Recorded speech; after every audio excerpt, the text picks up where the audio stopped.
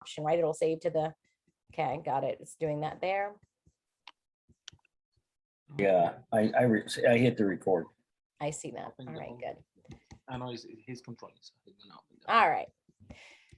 We're going to go ahead and get started today. I hope that you can see the screen. I'm not going to make it full size just because I do want to be able to toggle back and forth throughout the presentation today, and I want to make sure that we move as quickly as possible. This is just going to be a very brief session to kind of get you started with what you can be doing now, whether you're in middle school or if you're going into high school, to start standing out on your next steps. And we're talking about next steps as far as, you know, the resumes that you're looking to create. Some of you are in middle school thinking about certain high schools that you want to attend. Some of you might be going into high school and you're already imagining the colleges that you want to go to. So being able to catalog the unique and distinctive opportunities that you're doing now is really important. So for those of you who might be new, I've been sharing this link around a little bit. So I'm Shauna Christensen. I'm with the Aerospace and Innovation Academy.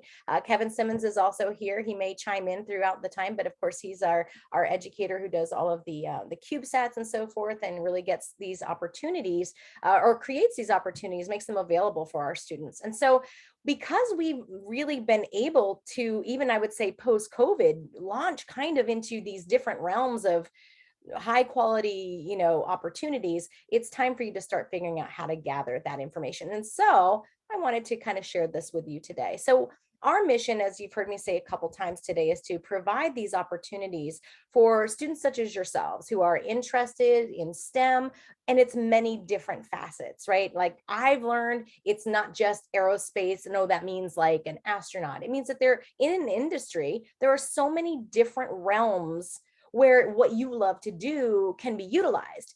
And those of you who have been with us or are just joining us will find that if you like writing, there are opportunities beyond what you would have available to you in a regular school setting. If you like building and constructing and designing, those opportunities can be provided for you. And so we really want to make sure that you start recording them now, because it will be hard to remember them all later, right? So just a quick show of hands, and you don't have to like make it obviously like apparent to everyone, but just show of hands for those of you on the screen today. How many of you have already either presented or written for some kind of conference in any way, whether you were a co-author or you've presented somewhere?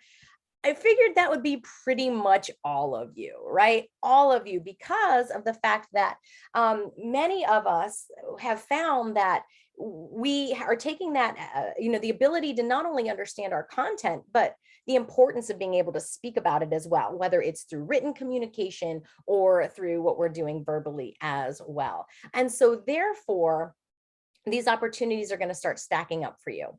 Now, another show of hands, and you can be honest because I'm not even able to see all of you. So that is, how many of you have actually started creating a resume with all of these things on it?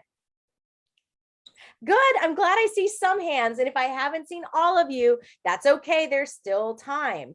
The real reason why you need to start now is because I promise you, I already know the amount of work that I do trying to help keep you all organized with your opportunities, but you're going to have a hard time remembering all of them. So really important that you start maybe thinking about that this summer in order to get that there. I like to think about this as telling your story. In fact, the podcast that's going to drop on Monday is with college counselor Joe Blasberg, and one of the things that he said to me in the podcast really resonated, and that's the idea of when you're talking to colleges or at the next step of your academic career, what's your grit? Is what he said, right? Like, what's your story? What's that kind of determination where you have shown that you've developed a passion for something and you've developed it along the way. So whether you're in middle school now, or you're about to start high school, or you're somewhere along that path, being able to use your resume as a way to tell your story, to show how you have been gritty in some particular area, is going to be really important. So think about your resume as a place to start collecting information to help you as your author share your story. So what is it that your story is going to be about? Some of you, it might be about policy. You love the idea of meeting with our senators and representatives. You've worked on policy before. You want to make legislative change. For others, it's CubeSats and the idea of building something and seeing it all the way through, not just from like the idea behind it, but how do I solve the problems that come with it and eventually get something to launch. So within that industry, you all have found a passion by now that you can use your resume to help create that story. And so I want to give this to you today in kind of steps. And if you are taking notes, this would be a good place. You don't have to write everything down, but the minimum, of course, would be the idea of the steps. The first thing that I really think you should start doing before you even open up any kind of template to create is to collect your data. And this is where those newsletters that I send out every month will come in handy. You know, I look back at some of those, and I don't know if you guys do as, you know, as well, but have a parent print them out or keep a log of them, because I try to make sure that whenever you're mentioned, right, I'm bolding your name. So you should be able to stand out in some way, or you'll see your names on those. And it's a really good way, if you haven't started yet, to just go back through some of those newsletters and say, oh man, I forgot. I forgot I presented at that SciTech conference, you know, or I did go on that space day trip pre-COVID, because now like our brains have all become, you know, kind of lost in that tunnel of COVID time, right? So go back through newsletters, print them out, highlight your name. And that should inspire you to really be thinking about some other things and areas that you're involved with as well. Maybe not just with us, but at your schools or your churches or in your other organizations to which that, you know, you belong. So for example, be thinking about leadership roles. Were you a principal investigator on a CubeSat proposal? Or are you leading a team for Plant the Moon or something like that? Are you building a paraglider? You know, did you lead a space day team? So did you have leadership potential or that you are actually doing? What about at your schools? Are you president of an organization, or do you have some kind of, you know, officer leadership position? Be thinking about those. Go back to your science fairs. So many of you have had science fair success. You've had titles that, you know, made it past the local fair. You've made it to states, or you know, you got accepted to past the regional level. And a lot of times you're becoming very savvy about your science fair by choosing topics that you can ultimately turn into papers that you're later submitting to these international or these national conferences that we're attending. That's what I mean by sharing your story, by showing your grit. I don't know much about the research that's being done with this, the plastic absorbing, you know, the CubeSat. I think it's the WolfSat one that's going to use something with the polyethylene or whatever, right? But I do know that that sounds like it starts with a science fair and gets turned into a paper and then a conference presentation, all within that. So be thinking about those science fair things and how, you know, if you're even starting this year, how you can turn them into larger or I would say not even larger, but just more opportunities that you can kind of connect to that same idea. Again, thinking about the story that you're showing. You might even think about some volunteer efforts that you have, right? Because your sections do not have to necessarily look the same as the samples that I'm going to show you today, right? Your organization, when it comes to your resume, is going to be tailored specifically towards you. You may spend a lot of time with your Boy Scout or Cub Scout or Girl Scout camp or whatever it is, and you, or at your church, you may be working for the National Honor Society, right? In a variety of ways, you're probably collecting experience in some ways. So the more you can brainstorm early, just jot everything down, the better it will be. Now, for me, I like to print, I'm old school. I like to print out what I can. And I used to create for my own children. This is pre-internet, so this really kind of dates me, but your parents might also do something like this. I would create an album, like it was just almost like a scrapbook of any awards, anything like that Presley or Caden had gotten. And I kind of would, ideally I was going to organize it, but I would just throw it into this place and it would kind of collect there. So see if your parents have any of those things about, or if they've been organizing that for you. That's a really good place to go first and start collecting your data as well. But now what I would like to do, and I would recommend that if you have it all kind of loose leaf like I did for my kids, now's a really good time this summer to start organizing it into a document of some kind. Before you get to a template of a resume or anything like that, create a document that you can update regularly.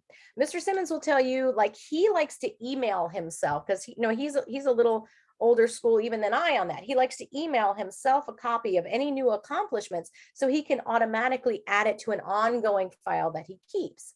Well, similarly, if you create a document, every time something, you say you sit down once a year and you look back at your year, you go back and you add to that document. Now, he likes to change the date just to kind of, he saves all the copies of them in case something ever happens, and you can do that. But whatever you do when you're updating it, make sure that you're saving a copy, make sure you're backing it up somewhere, because this really is going to be something that follows you throughout your academic career. Before we move on, are there any questions so far about what I mean about how to collect the data, where you might find, and by this data, of course, I'm talking about your experiences.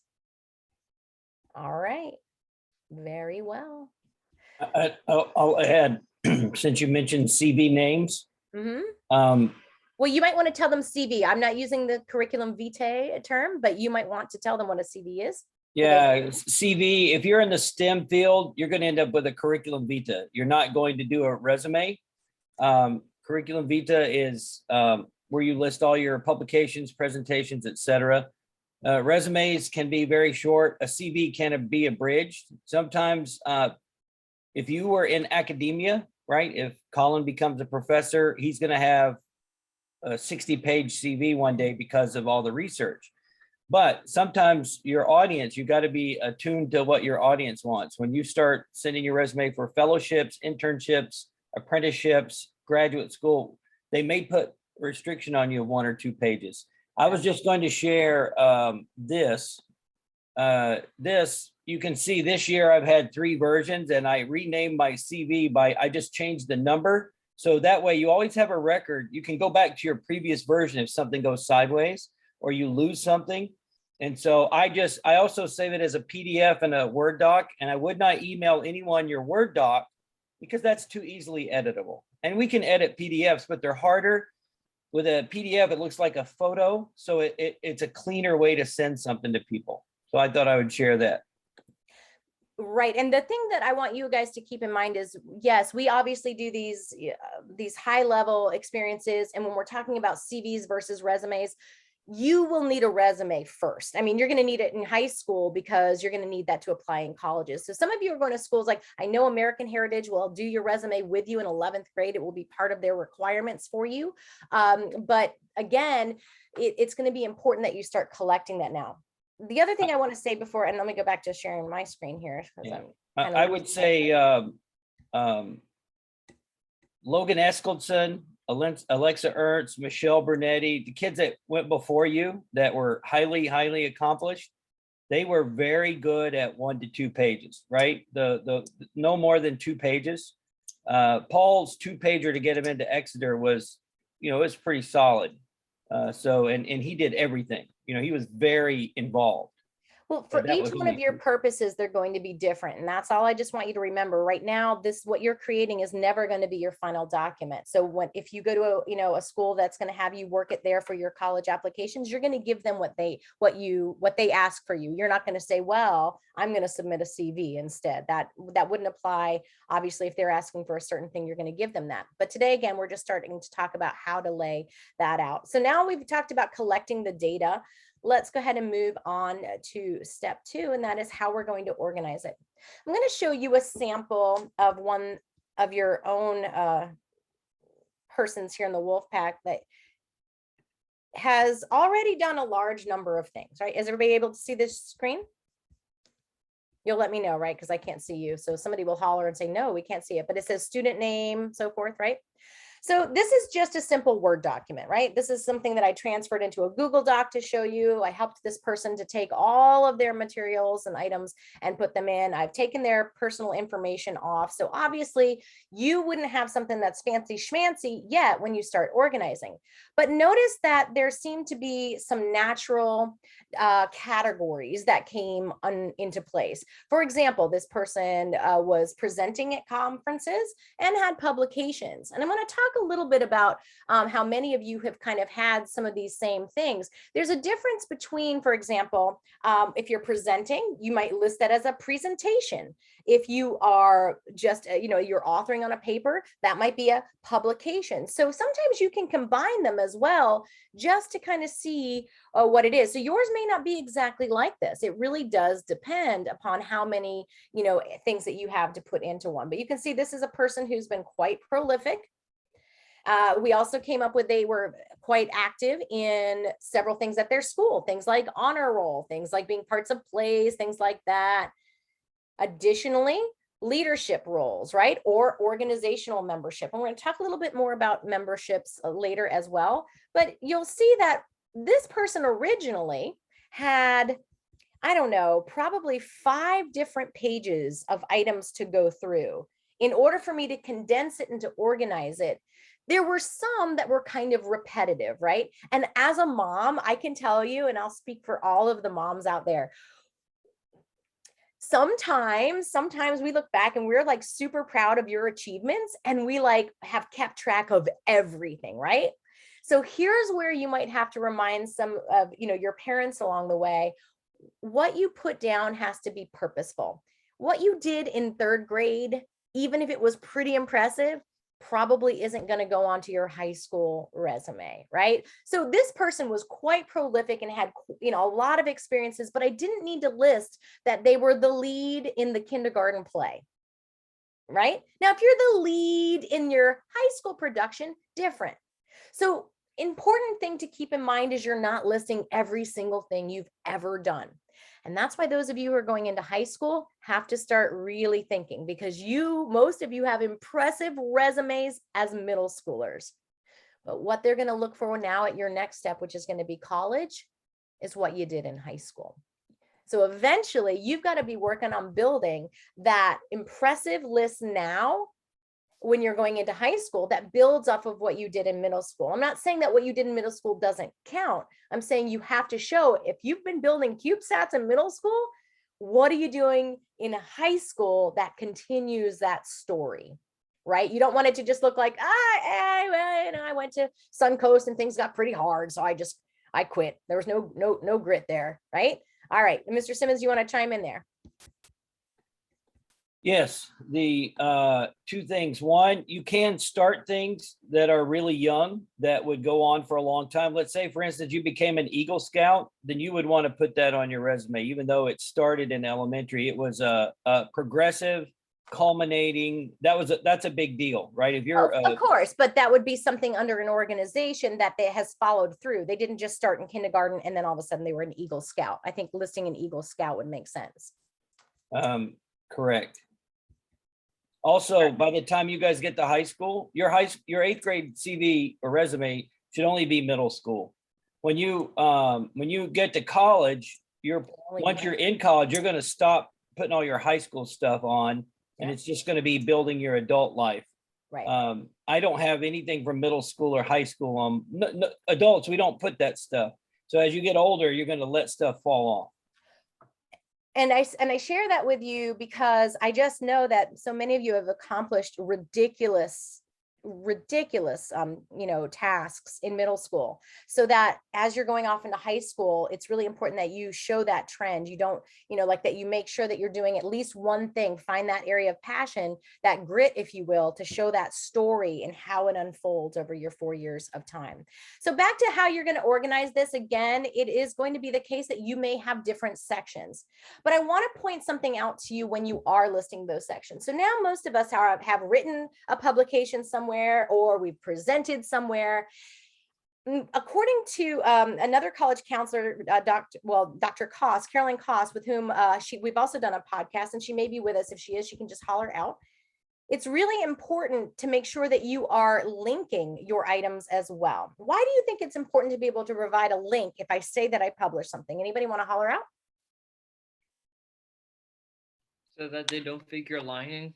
There you go. Thank you, Santi. Yeah. So listen, it's already impressive enough, right? They look at a middle schooler who's gone into high school and like, oh, yeah, I was a PI on a CubeSat. First of all, they don't even know what a CubeSat is, right? And then they're like, well, you presented at the International Astronautical Conference. No way. So it's important that you provide a link. And so one of the things that you can do when you're collecting your data is to Google yourself. And I'm going to show you, like Mr. Simmons and I kind of went yesterday trying to figure out, like, for example, the IAC is not a journal, right? It's one of the differences between COSPAR and IAC. There's a journal is you can submit it to a journal publication. The IAC, those are conference proceedings. They're not technical publications in the same way. So like, how do you find them, for example, right? If I just Google my name.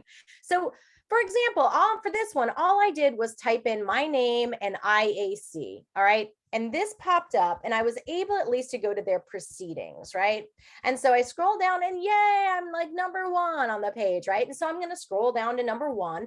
And even though this is a pretty large PDF, I can save this or the link, from where I found it in order to make that a link to the page. Now, we also found ways where we just type it in and you can type in abstract in your abstract of that main page. And Mr. Simmons, I don't know if you want to try to pull that part back up again to show them, will also show up and you can use that as a link. I share this with you as well. So you see this, Yeah, the previous thing you shared. Yeah. Show them the actual, there is a web page right there. That PDF is searchable, right? Where it says TOC proceedings. That's what should go in your resume. Yeah, I could just put that there and then they could scroll through. They're going to see my name, etc. No, or you can just go right to the page, right? No, I'm saying the link. After you put the title of the page, Yeah. to reference the page, just use the copy the toc.proceedings.com. That is the link to this web page, which is a PDF. I totally get that. I understand that. I'm just saying it's a lot for them to have to scroll through to find themselves, but you guys get the point, right? You can just find it. You also have the IAC proceedings, Mr. Simmons, that you showed yesterday. I'll show you this. Our YouTube channel is also a great place to go to get examples of your presentations. We have most of those saved there. And so all I did was, again, Google myself for the COSPAR this time around, because this one was online. It was virtual that year, right? So now there's my face with the presentation that I did this would have been in Australia. We didn't get to go face to face that year. So you kind of get an idea of, if you Google yourself and the conference or whatever it is that you're looking for, once you've gone through the newsletter and you've activated those, you can come up with some kind of link. So thanks to Miss, Dr. Koss, we recognize that we've got to be able to link that so that we are not just writing them. It's important to be Googleable, right? I kind of had made that into a verb, and you'll see that a little bit later.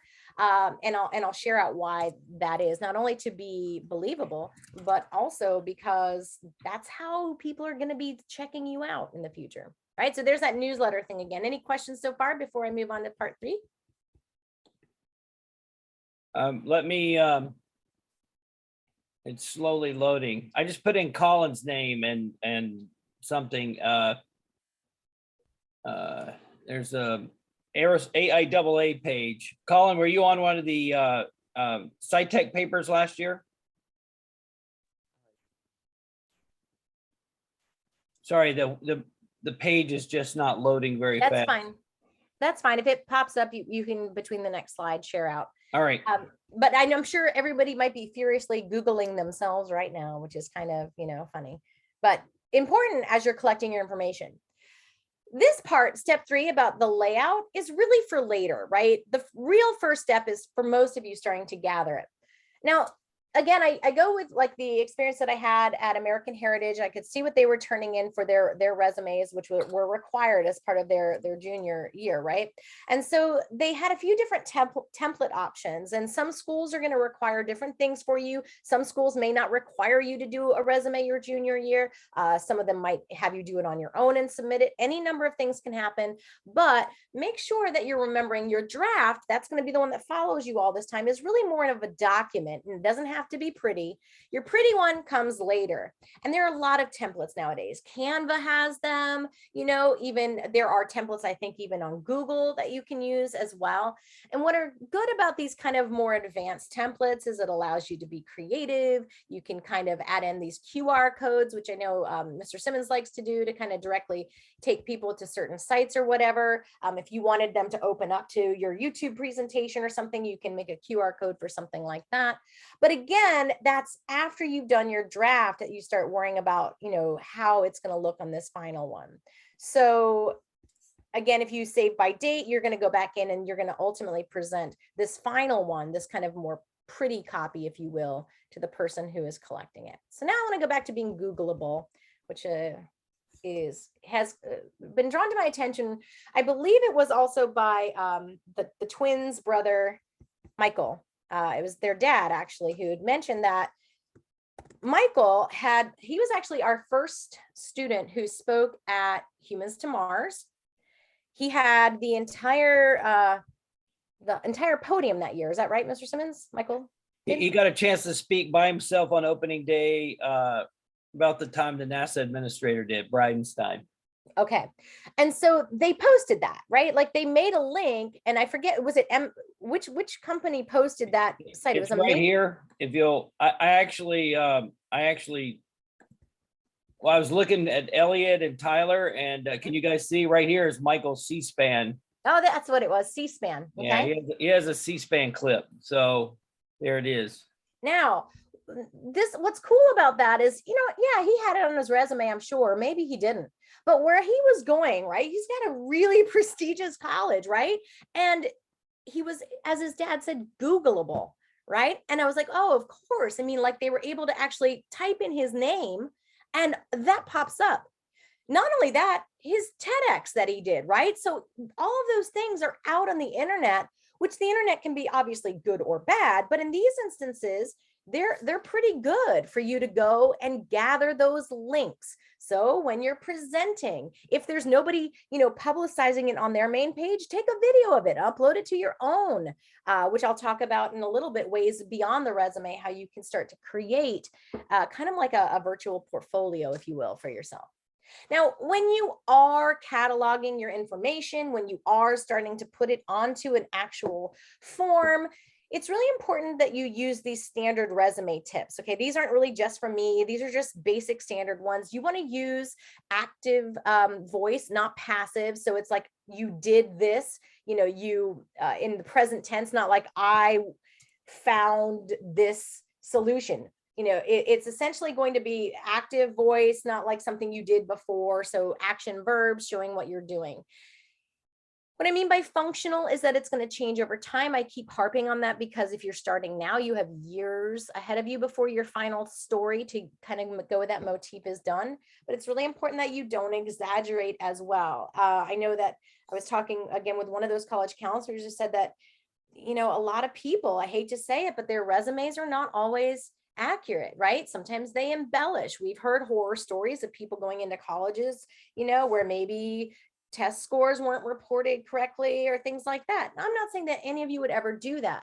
But again, you have these ridiculous experiences. And I never want you to be in the position where somebody's looking at your resume on paper and going, nah, that's not believable. So that's why providing those links, making sure that you have something to show them is kind of like giving them the visual to go along with your story. All right. Yeah, go ahead. I want to add, sometimes you might need to go to for instance, the organization. If you're at a conference, maybe you can't find yourself in a search, but if you go to the conference location and Google yourself from in there, you can get a link to where you are. And I'll just give you one quick example. Last January, when we were in Hawaii, Daniel and Ankit presented at the AIAA SciTech.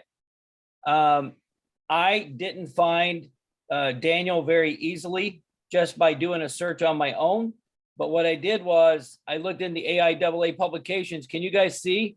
I put in Daniel's name here and there he is, first paper, and also Ankit. So what you can do is click on this, and now that is a real link to where their work was, right? So I could click right there.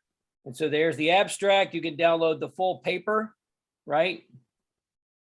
So I just thought you'd see that maybe you have to do a little work on the front end to find links to your things, but they are findable. That's the important part that I want you to leave with today, as we are finishing up soon, is that because I know the amount of work that our students are doing, if you aren't starting now, it's going to be overwhelming for you to really tell your full story when the time comes. Okay. And so that's why, as we talk about, what we're doing with our students, in fall, I mean, this is something that we can start helping students to prepare for, and we can provide those kind of services where we do that for you. But this is where I want to take you next. And that's beyond that resume that you're creating on your own. So this is where I want to talk a little bit about how else you're standing out. So yeah, you've got all these great opportunities. We've talked about those mostly today, but I want to remind you about joining organizations and how important it is to make sure that the organizations that you're joining now are augmenting or adding to your story. I'm going to give you an example. My daughter Presley, right? So she's into poli-sci, but all of her volunteer hours when she did them were with cats because she loves cats, and that's great. But it didn't seem to match the story, right? So you want to make sure that, yeah, you can still be passionate about the cats, but if you're building a CubeSat story, then you might want to be thinking about other organizations that help to share whoever it is that you're trying to show them that you are. For example, obviously any of your academic organizations like National Honor Society, for my debaters out there, National Speech and Debate Association, right? Make sure that most of your schools are members of those, okay? And I know that if you're going into these local high schools that are competing, they are, right? The AIAA, remember, is free for students. We had the high school chapter, even though not everybody is in high school, but you have to actually, you can join. Mr. Simmons, they can just Google, right? AIAA student membership, and they can. Yeah, I just think sign on. there's a nominal fee maybe for high school, but it's very nominal. And it for you guys that are STEMmy, it's a good investment. The network alone is worth the little bit of money you would pay. Absolutely. Well, yeah. So even if you have to pay for some of these, like I was going to say Missileers, like, we're friends of the Missileers. We presented for them before. It's a small group of mostly retired, engineers and people back in when the space race was first happening out there and up near Cape Canaveral, but they're still active and they're getting younger and younger people involved. You can join them. You just go to their website, and yeah, you can pay a yearly membership or like a flat out membership. But I know like the Purvises have also joined the Missileers. It's a way that you can find organizations that fit your story. So that's really what I'm trying to get at here. If you're into the legal end of things and you want to be a lawyer and you like the policy stuff, find other organizations, things that you can be part of with that. Maybe it's the Model United Nations that you start at your school or something like that. Yeah, I was wrong. It is free for high school I kids. thought so. AIAA. Yeah. It's just And- college. And if you'll look in the chat, I put the link to where you can join as a high school member. Great. So I put that in the chat for everyone. Yep. Definitely do that, guys, because again, we know how we're officers in that, and we take that credit of you guys being our students, but it's a simple little sign up button. You'll get magazines that come to you that you might be able to come up with ideas for your next projects or whatever. They're nice magazines, and then what do they come out like a couple times a year? No, it's monthly, and you could get a digital or a paper subscription. In fact, Finley's magazine, I think, comes here. So I can't speak to that. But honestly, build your network. You want to hang out with people that you want to be like when you grow up. Mhm. That's how you can do that. For example, you'll see that make sure that you're following the stuff in the newsletter, or if you are on social media. I know that you guys probably wouldn't be on Facebook. That's probably more your parents' gig, but we invite you out to network. We've got something going on June, is it 5th or 7th, where the AIAA is networking, and we're hearing Joaquin speak. Mr. Simmons. 7th, 6 o'clock. Okay. Right. So like that's going Tuesday. to be at Duffy's, right? And you're welcome to come to that. We kind of put that in there. We announced it. Anybody's welcome to come and network with the AIAA, hear from people who've been in the industry. So start taking part in that, because you know how networking works. That's how we end up meeting a lot of people that either recognize you later when you're looking for internships or things like that. More than that, though, beyond the resume, beyond the organizations, when you're thinking about creating your story, I want to share with you the story of Carolina, who we did a podcast interview with her. She just dropped this past Monday. So if you haven't listened to it, her story was really fascinating to me. And she really takes the idea of taking your passions and turning them into a story to the next level. This was a person who's she's early 20s maybe, right? And she loves psychology, she loves gardening, and she loves space. So this person found a way to kind of blend all of them together. And the idea of talking about how if we were to grow certain plants in space, maybe in the ISS or whatever, how would that affect both the mental and the physical health of those who are ingesting them in space, the astronauts, right? And so she's becoming a space psychologist. It was the first time she created kind of like her own path because she linked all those things that were especially important to her. And so because of that, she's been able to work, in NASA and do a few things like that. So listen to that podcast if you haven't yet, just dropped this past week. So I want you to think about her and be like her, because when you take those things that you care about now and connect them to what you want to do, that's going to tell the story. In the case of Presley, maybe had she taken her love of cats and her love of policy and done something about animal rights work, then the hours that she spent at the cat place might have looked a little bit more impressive on there. I'm not slighting her or cats, because I love them in any way. What I am saying is make sure as you're moving forward, everything that you're doing links together these passions to tell a very clear story of your grit. Remember, what's your grit? It's going to show at the end, and that's what your resume will do. Beyond that, once you're in high school, you don't have to do it necessarily yet, but I always recommend, LinkedIn is still the standard for professional sites. It is a place for you to start to network, not only just to get your stuff out there. It's a really good way to make sure that you're keeping your resume updated, because when you do big things, you post them on there. And it's a good way to keep in touch with former students, people who have been maybe members of the AIA that you used to know, or that you used to work in a group, but beyond that, of course, industry professionals. So make sure that you consider LinkedIn. We'll talk about that as many of you guys are heading off to high school at another time as well, but check into it if you don't know what that is, or ask your parents, right? And again, not necessarily now, but as you're getting into high school. Just in general, make sure, of course, anything that you're doing on social media, I encourage you all. I didn't have this issue with social media that you guys have now, but I can assure you that there have been colleges who, when they Google you, because they will, even if you think you have a private site, they're going to look at what you have on social media. So be very careful and diligent about making sure that what you're posting anywhere is who you want people to see you as. Recently, I've even heard stories where people had posted and then their college acceptances were rescinded for things that they did not consider to be part of what they were looking to do at that school. So use social media as a way to build your brand, is what I guess I would say there. And this other thing is, I'd like to reiterate that just for a minute. Please don't do something stupid because you're being funny or just having a good time that can be taken wrong by someone now that's going to affect you 10 or 15 years in the future. I'm sorry, that's the rules, right? That's the way it is. I didn't make that up. I hate to see you guys stumble in a way that's going to hurt you down the road because you were just, being kids, right? Unfortunately, that is it. Also, what she said about LinkedIn is your professional resume online 24 hours a day for people to find you, and you can join groups of like-minded people, right? If you want to do engineering or satellites or whatever, LinkedIn is a very powerful way to share news, to connect with people like you, to find jobs, to find research partners, all of that. So LinkedIn is a very good place for you to be.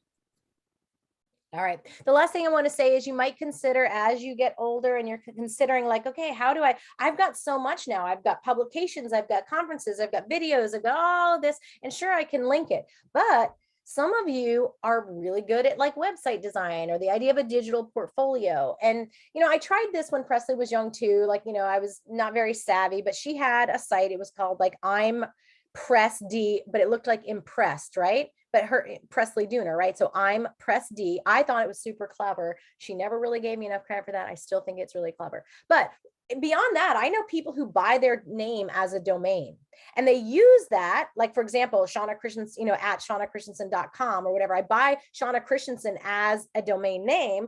So if I want to start using that website eventually for all of my achievements, I can. You can use things like Wix or Weebly. You can create little websites that have all this information where you're linking like, here's my list of publications. So it becomes a virtual platform for you to share your resume. And that's just, obviously these are steps beyond ways to stand out. And we're to the end where I'm going to give you kind of just the review of all the major steps.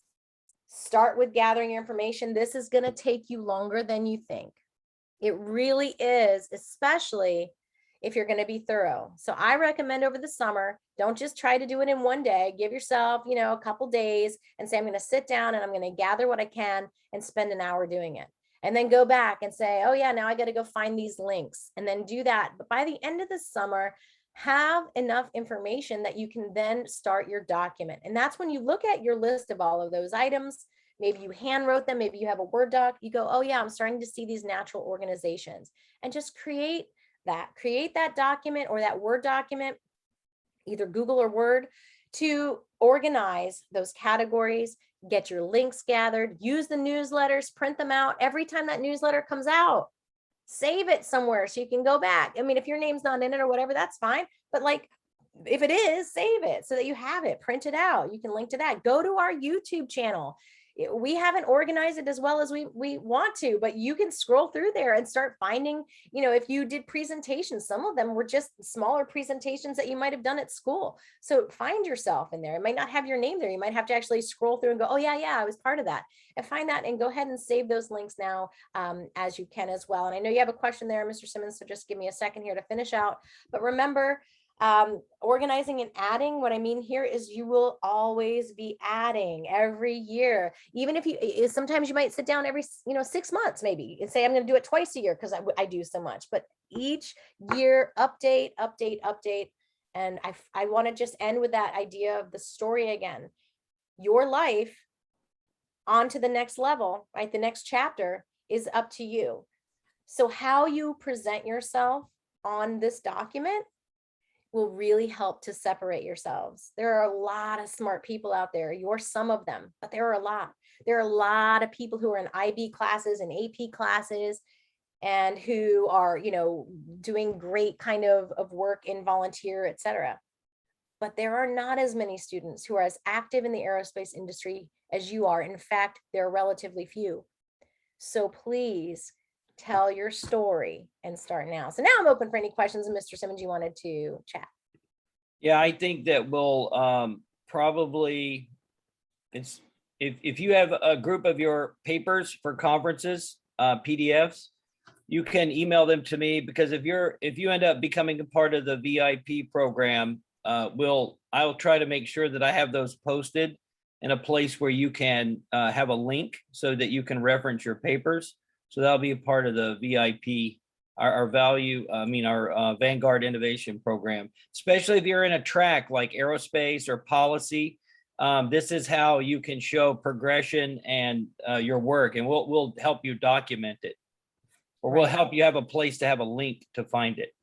That was the program that Mr. Simmons spoke about at the end of the year banquet. You'll hear more information on that. So those of you, I think we've talked to several of your parents, the idea about choosing a track now, especially as you guys are getting into high school and you have limited time, right? How can I make one idea work for me in multiple ways? So that's what he's referring to there. All right, guys. So we went over a little bit on the half-hour time frame, but I'm open for any questions if you have them. I'm really, really appreciative of you spending a little bit of your rainy day with us here. At least we are here in Florida. And I want to say hi to, oh my gosh, I feel like I just saw her, but now I think she might have logged off before I had a chance to say hello to her. Elsa was here. Do you remember Elsa from the Big Red Set? Oh, yes. Yeah, she was on. Wondered, I was just about to say hello to her, but I think she dropped off right now. Yeah, I wondered who Elsa was. Yeah, Big Red Set. All right. All right, no questions then. All right, guys. Well, you have a lot of work to do. I will wish you all good luck with it. And of course, along the way, if you have any questions, just let us know. Where can I see the recording for this meeting? Well, we haven't posted it yet. It's still recording, but we will post it on the YouTube channel. Do you know where the YouTube channel is?